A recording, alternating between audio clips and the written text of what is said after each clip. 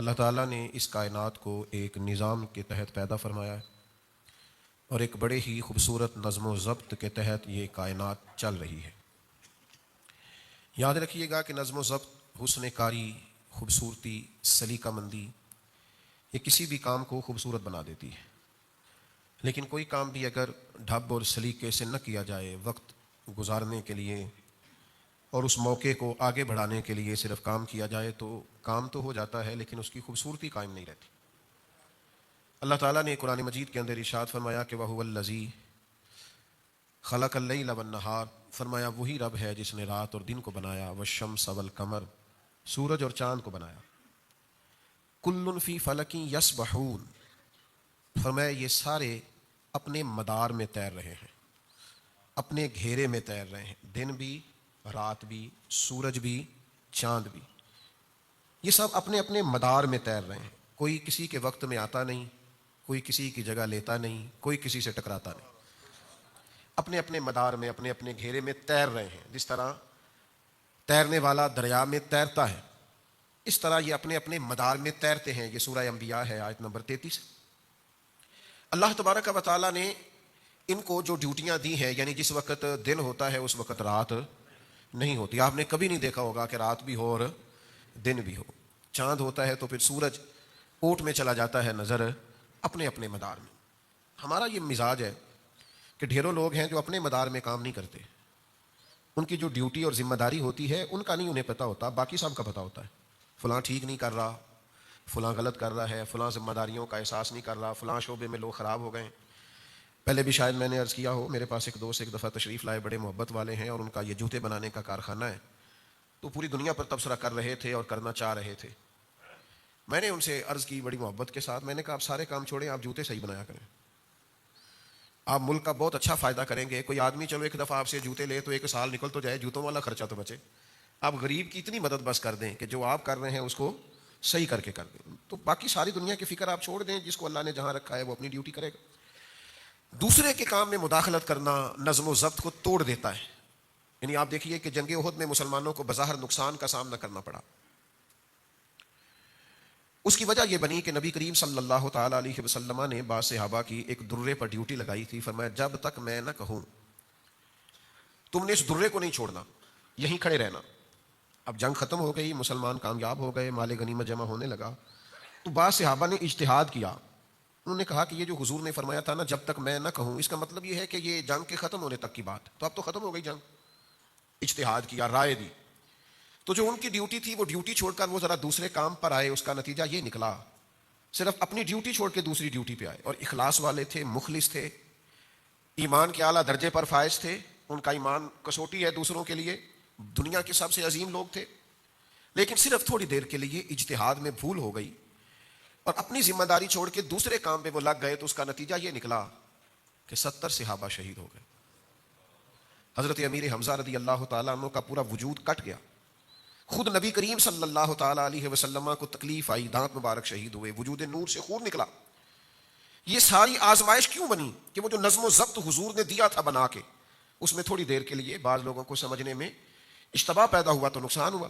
ہمارا آج پوری ملت کا اور قومی مزاج یہ بن گیا ہے کہ لوگ ذرا تھوڑا سا دوسروں سے ہٹ کے چلنا چاہتے، نظم و ضبط کے قائل نہیں ہیں، کسی ترتیب کو پسند نہیں کرتے۔ منظم طریقے سے کسی جگہ قطار بنانے کا عرض کر دیا جائے یا کسی جگہ کسی لائن میں آنے کا عرض کر دیا جائے تو بہت سارے لوگ ہوتے ہیں جو کہتے ہیں کہ بھئی میرے پروٹوکول کے اور میرے مزاج کے اور میری شان کے اور میرے فلاں کے خلاف ہے، اب میں یہ کروں گا۔ اچھا مزے کی بات یہ ہے، یہ جتنے بھی لوگ یہاں ہمارے ملک میں یہ کام کر رہے ہوتے ہیں نا کہ نہیں میرا حق ہی نہیں ہے، میں کیوں لائن میں کھڑا ہوں، یہی کسی اور ملک میں جاتے ہیں تو سب سے پچھلی لائن میں کھڑے نظر آتے ہیں، سارا پروٹوکول بھول جاتے ہیں، شان و شوکت بھول جاتے ہیں۔ نظم و ضبط ایک حصہ ہے۔ سڑک پر گاڑیاں چل رہی ہیں، ٹریفک کا بہت زیادہ بہاؤ ہے، اب ایک صاحب کیا کرتے ہیں، وہ کہتے ہیں میں نے نکل جانا ہے، ان کو پتا بھی ہے کہ دوسری سائڈ جس طرح میری سائڈ سے ٹریفک بند ہے تو دوسری سے بھی بند ہے، ان کے علم میں ہے ساری بات۔ اب وہ کیا کریں گے، وہ کہیں گے میں نے نکل جانا ہے، وہ تھوڑا سا گاڑی کو سائڈ پہ کر کے سیدھی کریں گے، جانے والی پہلے بند تھی انہوں نے آنے والی بھی بند کر دی۔ اب وہ ماحول اس طرح کا بن جاتا ہے کہ جس ٹریفک کی امید تھی کہ 20-25 منٹ میں کھل جائے گی وہ کئی گھنٹے بھی نہیں کھلتی۔ تو نظم و ضبط کی پابندی ہمارے مزاج کا حصہ نہیں، اس کے نتائج ٹھیک نہیں نکلتے۔ جس خوبصورت دین کے ہم ماننے والے ہیں وہ سارا ہی نظم و ضبط کی بات کرتا ہے، یعنی نماز ہی پڑھنی ہے نا، اللہ کی عبادت ہی ہے نا، جس وقت وضو کر لوں میں فجر پڑھ لوں ہو جائے گی، عبادت کس کی؟ اللہ کو نہ اونگ آتی ہے نہ نیند آتی ہے، اس کا دروازہ کرم کبھی بند نہیں ہوتا. بندے کا دل کر رہا ہے کہ رات کے 2 بج گئے، دل کر رہا ہے میں فجر پڑھ لوں، ہو جائے گی. کیوں؟ جس رب کی عبادت کرنی ہے وہ تو بیدار ہے، حی اور قیوم ہے. آپ دیں سجدے جا کے، اس کا کوئی ٹائم تو نہیں قبول کرنے کا، لیکن وہ کہتا ہے ان الصلاۃ کانت علی المؤمنین کتابا موقوتا، بے شک ہم نے نماز مومنوں پر مقررہ وقت پہ فرض فرمائی ہے. آپ وقت سے صرف 5 منٹ بعد بھی فجر کی نماز پڑھیں گے تو نماز نہیں ہوگی. آپ کہیں کہ جناب میرا بڑا دل کر رہا ہے اور دن کے ابھی 11:30 ہوئے ہیں تو میرا دل ہے میں زور پڑھ لوں تو ہو جائے گی، تو آپ کہیں نہ کہ یا اللہ تو قبول کرنے والا، مہربانی کر نہ قبول، تو کریم بڑا ہے، مہربان بڑا ہے. ہمارے ہاں نظم و ضبط کا، یہ بخاری مسلم میں حدیث ہے، نبی کریم صلی اللہ تعالی علیہ وسلم نے نا، ایک تو نماز مقررہ وقت پہ فرض ہے، پھر سرکار دو عالم علیہ السلام نے نا اس کے آداب پورے بیان کیے. یعنی آپ کا جسم بھی پاک ہو، لباس بھی پاک ہو، آپ جہاں نماز پڑھ رہے ہیں وہ جگہ بھی پاک ہو، آپ کا منہ بھی قبلے کی طرف ہو، ساری شرائط پائی جائیں، آپ کی نیت بھی موجود ہو. یہ ساری باتیں موجود ہوں گی، پھر آپ ارکان ٹھیک ادا کریں گے، آپ قیام درست کریں گے، رکوع ٹھیک کریں گے، سجود ٹھیک کریں گے، یہ سارا کچھ آپ کریں گے تو نماز ہوگی. بخاری مسلم میں حدیث ہے، ایک شخص نے حضور کے سامنے نماز پڑھی، لیکن اس نے وہ مطلوبہ شرائط جو نماز کے لیے ضروری ہے وہ ادا نہیں کی. اللہ کے حبیب نے فرمایا واپس جاؤ اور دوبارہ نماز پڑھو. حضور نے فرمایا، سرکار نے یہ نہیں فرمایا کہ تو نے جیسی بھی پڑھی ہے، اب چونکہ میرے سامنے پڑھی ہے تو میں کرتا ہوں دعا تیری قبول ہو جائے گی. آپ بات کو سمجھیں. حضور علیہ الصلوۃ والسلام اللہ کے محبوب مطلق ہے. حضور دعا کر دیتے کہ یا اللہ جو کمی بیشی ہے معاف کر دے، یقیناً معافی ہو جاتی. لیکن نبی کریم علیہ السلام نے اپنی امت کو قاعدے، ضابطے، نظم و ضبط، اصول، یہ ساری چیزیں سمجھائی ہیں. حضور نے فرمایا جاؤ دوبارہ نماز پڑھو، انہوں نے پھر نماز پڑھی، لیکن مطلوبہ شرائط ابھی بھی پوری نہیں تھی. فرمایا پھر دوبارہ پڑھو، انہوں نے پھر پڑھی. یہاں تو بھائی کوئی مفتی بھی کسی کو 2-3 دفعہ نہیں پڑھا سکتا، نہ کسی کی اتنی ضرورت ہے. وہ کہتے ہیں مولوی تو قبول کرنی، اے اللہ نے کرنی، اتنی طاقت ہی نہیں کسی کو کوئی کہہ سکے. 3 بار حضور نے اسے کہا دوبارہ پڑھو، دوبارہ پڑھو، دوبارہ پڑھو. انہوں نے 3 بار نماز دوبارہ پڑھی، اور چوتھی بار پھر حضور نے سمجھایا کہ یہ کمیاں ہیں، دور کرو گے تو اللہ تمہاری نماز قبول فرمائے. تو آپ قاعدوں ضابطوں کے جب تک پابند نہیں ہوتے، نظم و ضبط کے پابند نہیں ہوتے. حضور علیہ السلام سے عرض کی یا رسول اللہ میں اونٹ کھلا چھوڑ کے اللہ پہ توکل کروں؟ فرمایا نہیں، باندھ کے اللہ پہ توکل کر. آپ پرہیز کر کے شفا کا مطالبہ کریں، آپ ساری وہ چیزیں کھاتے جا رہے ہیں. اسلام نظم و ضبط کا قائل ہے. ظہر کے بعد صحابہ حضور سے ملنے نہیں جاتے تھے، ان کو پتا تھا کہ اللہ کے محبوب علیہ السلام دوپہر کے کھانے کے بعد کچھ دیر کیلولا فرماتے، نہیں جاتے تھے. ان کو خبر تھی آرام کا وقت ہے. تو بھائی اسلام تو نظم و ضبط کا قائل ہے. اللہ کے حبیب علیہ الصلوۃ والسلام جب گھر میں تشریف لے جاتے تو سیرت نگاروں نے لکھا ہے حضور اپنے وقت کو 3 حصوں میں تقسیم کرتے. گھر کے اندر 3 حصوں میں جو وقت حضور کو بچتا، تبلیغ سے، صحابہ کی تربیت سے، جنگی معاملات کو ترتیب دینے سے، اس وقت کو حضور 3 حصوں میں تقسیم کرتے. ایک حصے میں حضور نفلی عبادت کرتے، ایک حصے میں گھر والوں کا کوئی مسئلہ ہوتا تو اسے حل کرتے، ان کے پاس بیٹھتے، انہیں وقت دیتے، اور جو تیسرا حصہ ہوتا وقت کا وہ اللہ کے محبوب آرام فرمایا کرتے. اور حضور آرام کرتے. فرمایا تمہاری جان کا بھی تم پر حق ہے، تمہاری آنکھ کا بھی تم پر حق. تو اپنی زندگی میں نظم و ضبط بنائیں، چیزوں کو ترتیب دیں. کوئی ایسا فقر نہیں ہے جو نظم و ضبط سے مانے ہو. ہمارے تمام صوفیاء پابند تھے، ان کے معمولات طے تھے کہ فجر کے بعد یہ وظیفہ پڑھنا ہے، تہجد میں یہ نفل پڑھنے. انہوں نے تو سالوں وہ کام کیے، وہ مرتب زندگی گزارتے. ہم بے ترتیب کھاتے پیتے ہیں، بے ترتیب آتے جاتے ہیں، بے ترتیب معاملات کرتے ہیں. نبی کریم علیہ السلام نے ہر چیز کے آداب بیان کیے. حضور علیہ الصلوۃ والسلام کا مقدس طریقہ یہ تھا کہ مجلس کے بھی حضور آداب بیان فرماتے. یعنی کوئی شخص مجلس میں آیا ہے، حضرت عقبہ بن عامر رضی اللہ تعالیٰ عنہ فرماتے اس نے دروازے پہ کھڑے ہو کے کہا مجھے اندر آنے کی اجازت ہے؟ حضور نے فرمایا نہیں. یہ ابو داؤد شریف میں موجود ہے، سیاستہ میں موجود ہے. فرمایا نہیں اجازت. پھر ایک شخص سے کہا اس کو آداب سکھاؤ. وہ گئے اور جا کر کے ان سے کہا کہ جب آپ سامنے آئے ہیں تو پہلے السلام علیکم کہیے، پھر اس کے بعد اجازت طلب کیجیے، پھر آپ کو اجازت ملے گی. اس ترتیب کو درست کیجیے. انہوں نے جا کے ان سے کہا تو انہوں نے عرض کیا السلام علیکم. محبوب نے فرمایا وعلیکم السلام، اور جسے حضور کہیں وعلیکم السلام. کریم نے کہا وعلیکم السلام ورحمۃ اللہ، کا مجھے اجازت ہے. فرمایا آئیے بیٹھیے.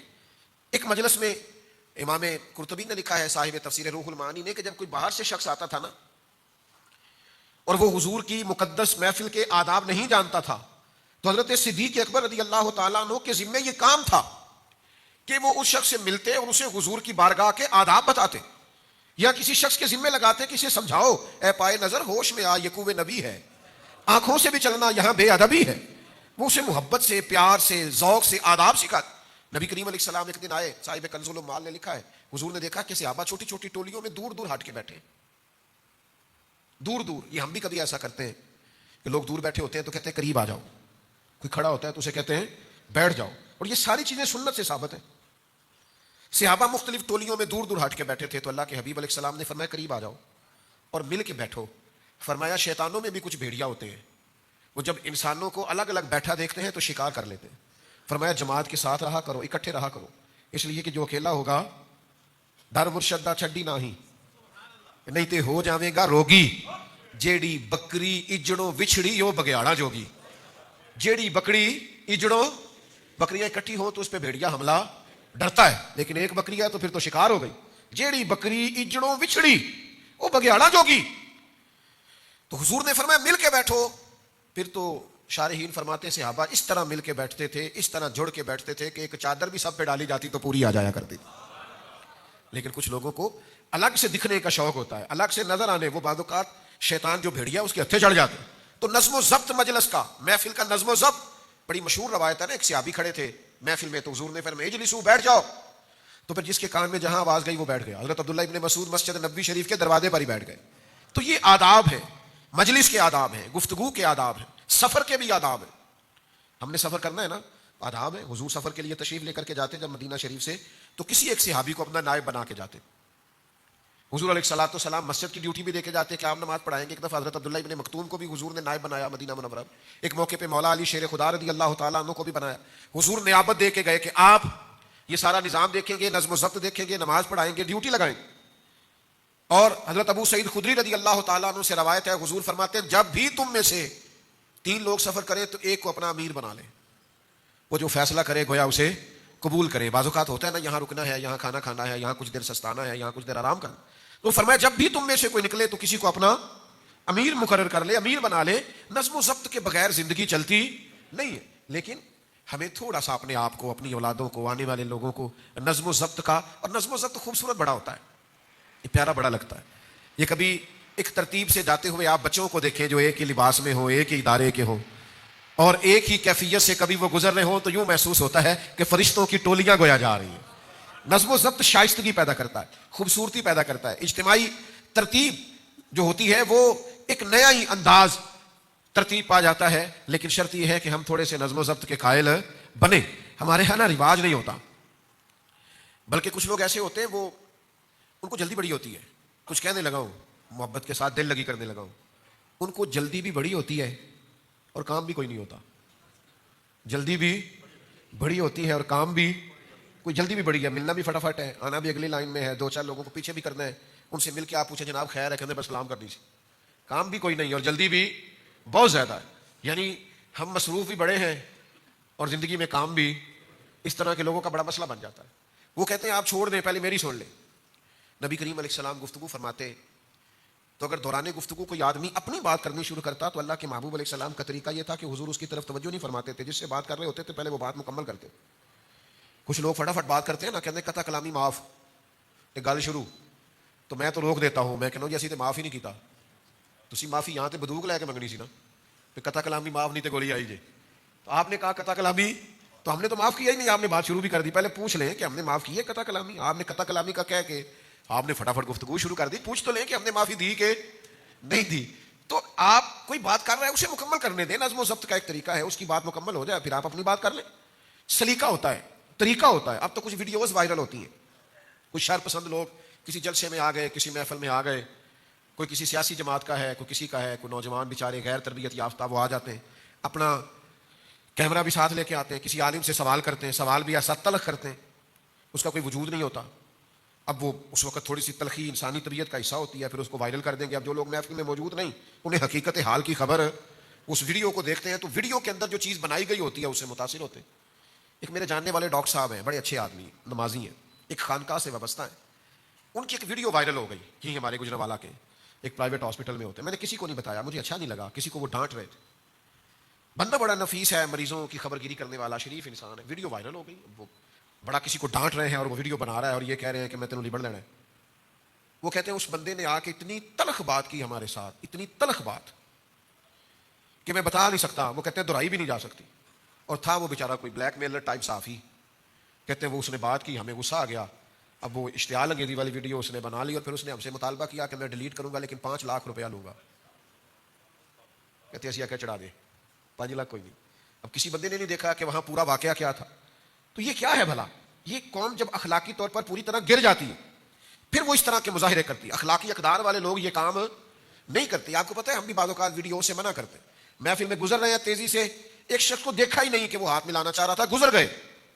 رش بڑا ہے, سب سے ملا نہیں جا سکتا, 2 جگہ پہ اور بھی پہنچنا ہے. اب وہ ویڈیو بن گئی, پھر اس کے اوپر یوں کر کے دائرہ لگایا, تکبر دیکھو مولوی صاحب کا ہاتھ نہیں ملایا. تب یہ ویڈیو بنانے والے کی غلطی ہے, اسے خبر ہی نہیں کہ 3 جگہوں پہ اور بھی جانا ہے, رکا جا ہی نہیں سکتا.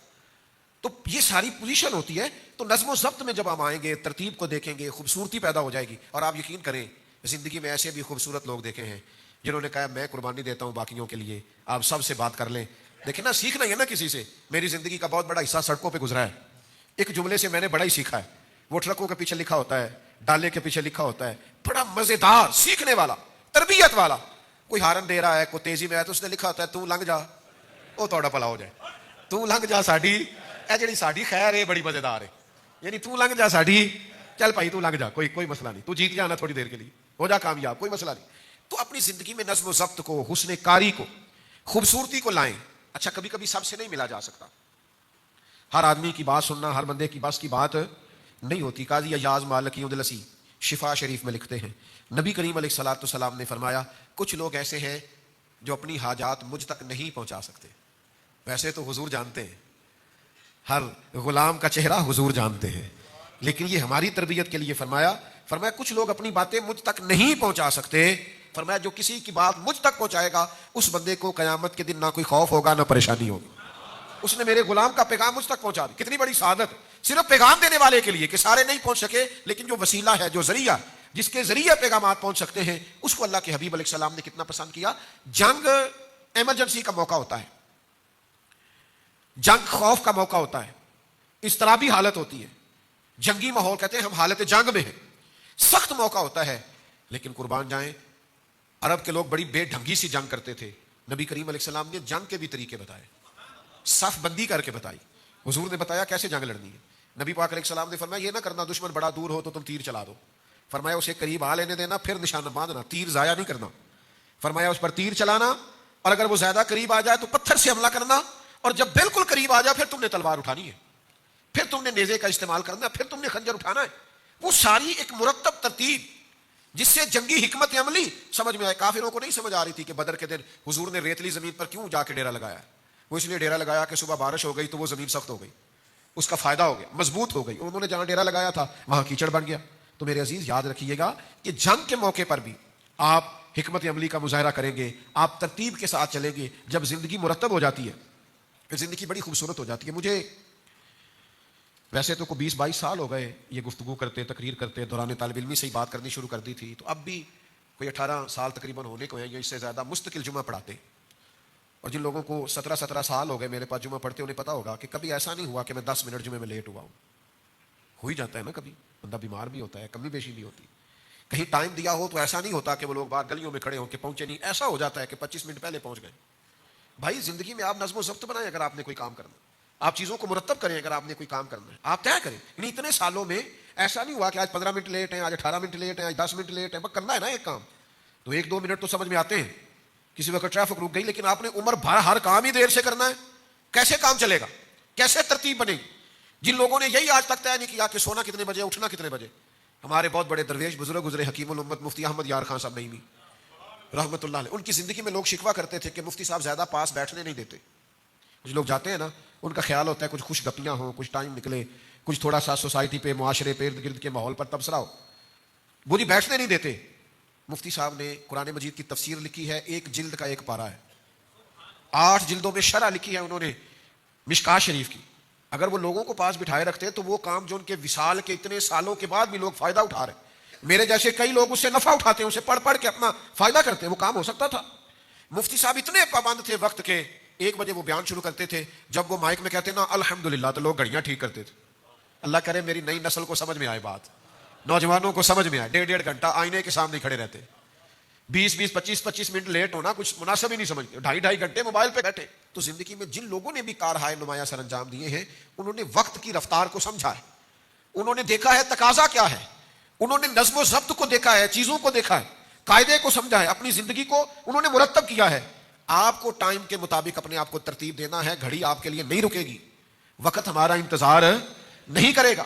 بچے اپنی ترتیب سے بڑے ہو جائیں، ہم اپنی ترتیب سے بوڑھے ہو جائیں، وقت گزرے گا، اپنی ترتیب سے جو طاقتور جسم ہے اس میں کمزوری آنے لگ جائے، خدا نہ خواستہ تندرست لوگ بیمار نظر آنے لگ جائیں. وقت گزر جائے گا. کرنے کا کام یہ ہے کہ اس وقت سے جلدی سے کام لیا جائے. ابو داؤد شریف میں حدیث ہے، نبی کریم علیہ السلام نے فرمایا جب صبح سورج طلوع ہوتا ہے تو دن اعلان کرتا ہے میں آج آیا ہوں، آج کے بعد نہیں آؤں گا.